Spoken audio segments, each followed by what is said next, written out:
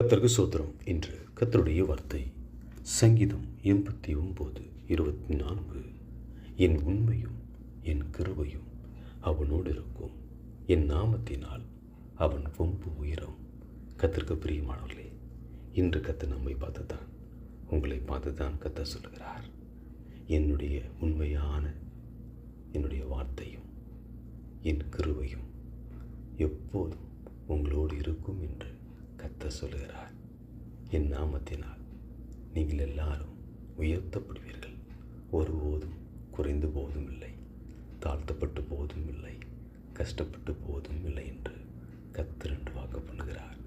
கர்த்தருக்கு பிரியமானவர்களே, இயேசு கிறிஸ்துவின் நாமத்தினால் நாம் ஆஸ்வதிக்கப்படுவோம். இயேசு கிறிஸ்துவின் நாமத்தினால் நாம் உயர்த்தப்படுவோம் என்று நாம் அறிந்து கொள்ள வேண்டும்.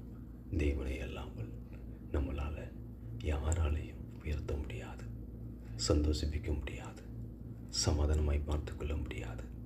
இயேசு கிறிஸ்து மட்டுமே நம்மோடு கூட இருந்து அவருடைய உண்மையும் அவருடைய கிருபையும் எப்போதும் நம் கூடவே இருப்புமானால் இந்த உலகத்தில் வாழ்கிற வரைக்கும் கர்த்தருடைய நாமத்தினால் உயர்த்தப்பட்டு சந்தோஷிப்பிக்கப்பட்டு சமாதானப்படுத்தப்பட்டு இருப்போம் என்பதை நாம் அறிந்து கொள்ள வேண்டும்.